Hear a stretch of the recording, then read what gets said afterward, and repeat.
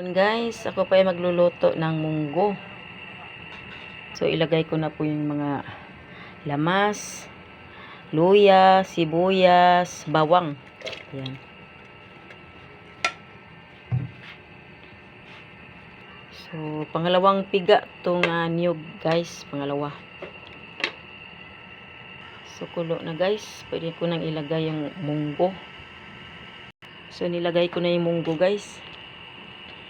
Ilagay ko na ng munggo, pero yung munggo na to, sa labas, sa kahoy ko na to siya pinapalambot.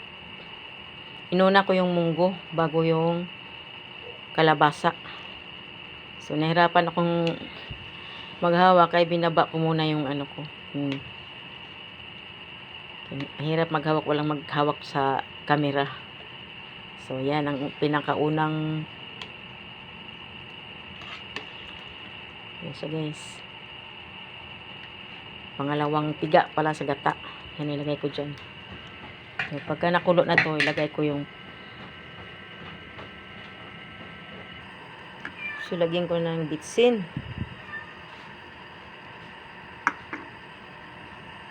So lagyan ng asin. So medyo marami ang asin guys, kasi marami din niluluto ko kasi dalawang balot to na munggo. Gusto kong walang kanin, puro munggo lang kainin ko. Namimiss ko na kasi yung ginataang munggo.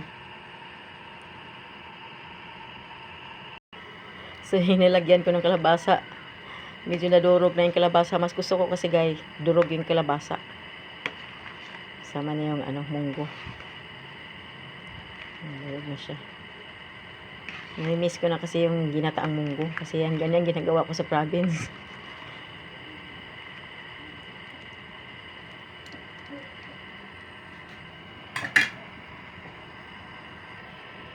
So, kulo na guys.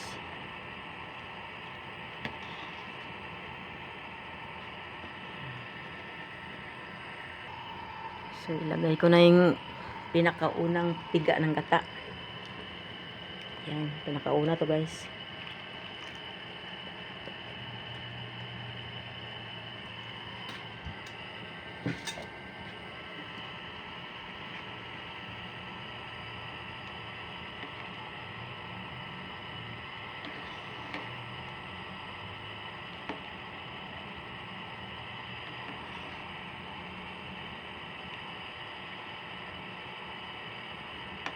So, pakuluin mo ito isang bisis.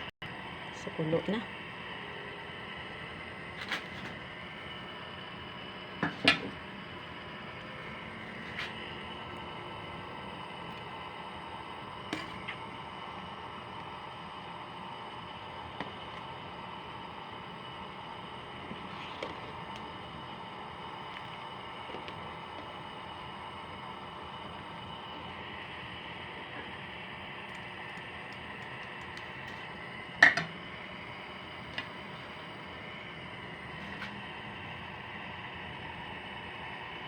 So, pwede na guys.